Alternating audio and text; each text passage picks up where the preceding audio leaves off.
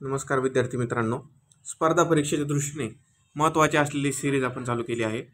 या आधीची व्हिडिओ जर तुम्ही पाहिले नसतील तर डिस्क्रिप्शनमध्ये लिंक दिली आहे, तिथे क्लिक करून पाहू शकता।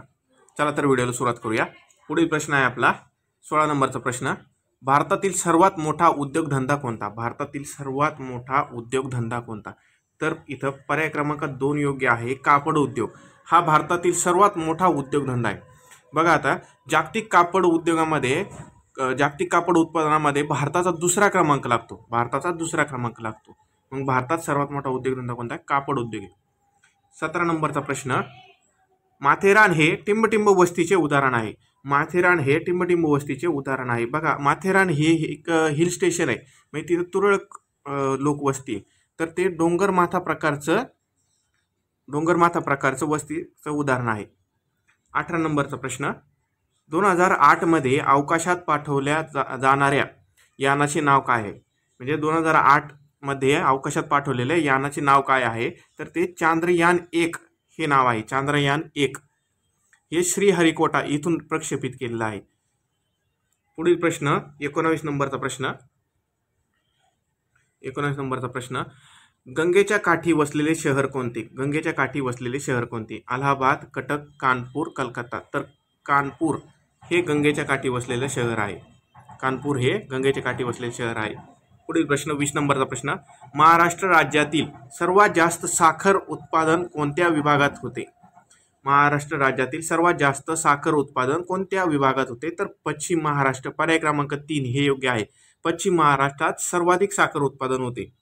बघा जगामध्ये ब्राझील 1 नंबर साखर उत्पादक देश आहे आणि 2 नंबर आपला भारत देश आहे साखर उत्पादनाच्या बाबतीत। पुढील प्रश्न 21 नंबरचा प्रश्न, महाराष्ट्रातील सर्वात लांब नदी कोणती? महाराष्ट्रातील सर्वात लांब नदी कोणती? तर सर्वांना माहिती आहे, पर्याय क्रमांक 3 गोदावरी ही सर्वात लांब नदी आहे। पण ही गोदावरी ही जी नदी आहे ही पूर्ववाहिनी नदी, पूर्ववाहिनी महाराष्ट्रातील पूर्वेच्या दिशेने जाणारी म्हणजे पूर्ववाहिनी नदी आहे। तर महाराष्ट्रातील असं जर प्रश्न विचारला, महाराष्ट्रातील सर्वात लांब पश्चिम वाहिनी नदी कोणती? महाराष्ट्रातील सर्वात लांब पश्चिम वाहिनी नदी कोणती? तर ती तापी नदी आहे। तापी, सर्वांनी लक्षात असू द्या, तापी नदी ही महाराष्ट्रातील सर्वात लांब पश्चिम वाहिनी नदी आहे। पुढील प्रश्न 22 नंबरचा प्रश्न, भारतातील एकमेव हिऱ्याची खाण पन्ना कोणत्या राज्यात आहे? म्हणजे भारतात एकमेव हिऱ्याची खाण आहे, तिचं नाव आहे पन्ना। ही कोणत्या राज्यात आहे? पर्याय क्रमांक 1 इथं योग्य आहे, मध्य प्रदेश। मध्य प्रदेशामध्ये ही पन्ना नावाची हिऱ्याची खाण आहे। हा पन्ना हा जिल्हा आहे मध्य प्रदेश मधला। 23 नंबरचा प्रश्न, चंदीपूर कुठे आहे? चंदीपूर कुठे आहे? तर चंदीपूर हे ओडिशा राज्यात आहे। चंदीपूर हे ओडिशा राज्यात आहे। इथे ह्या बाबतीत खास काय, हे चंदीपूर हे बीच आहे आणि ओहोटीच्या वेळी पाणी 5 किलोमीटर पर्यंत आतमध्ये जात आहे। तिथं चंदीपूर ओडिशामध्ये आहे।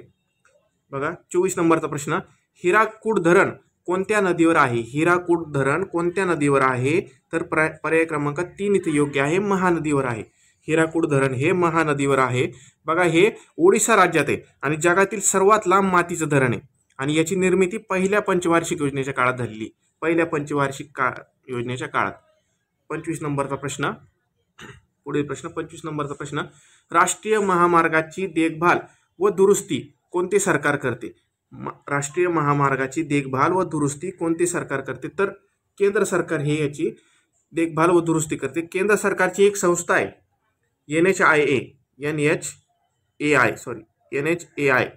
National highway authority of India. ही संस्था ह्या राष्ट्रीय महामार्गांची देखभाल व दुरुस्ती करते। 26 नंबरचा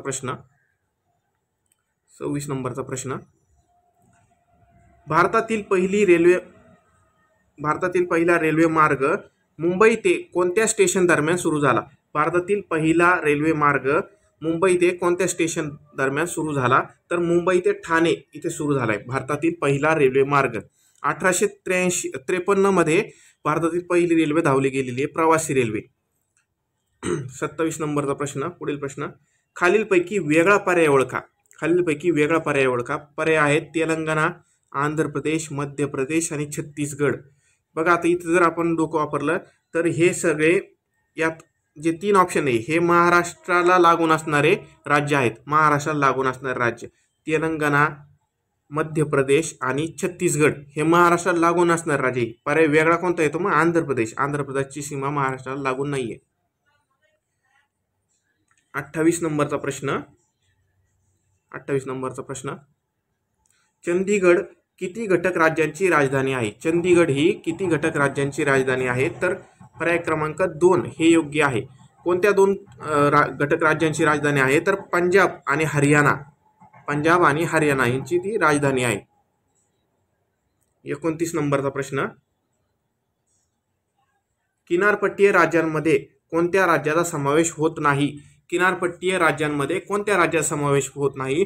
याचा अर्थ काय आहे की कोणत्या राज्याला समुद्र नाही किंवा कोणतं किनारी राज्य नाही. तर पश्चिम बंगालला किनारा आहे, समुद्र किनारा लाभला आहे. गोव्याला समुद्र किनारा आहे.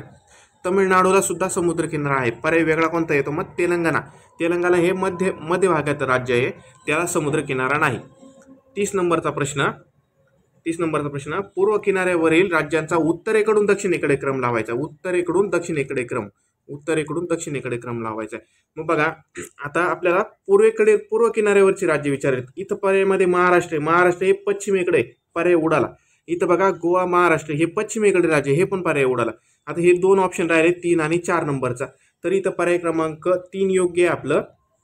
ओडिसा, त्यानंतर येतंय आंध्र प्रदेश आणि खाली येतंय तमिळनाडू. मग पर्याय क्रमांक 3 योग्य आहे. ठीक आहे मित्रांनो, आजचे प्रश्न आपण इतकेच प्रश्न पाहू आणि भेटूया पुढील भागात. तोपर्यंत धन्यवाद.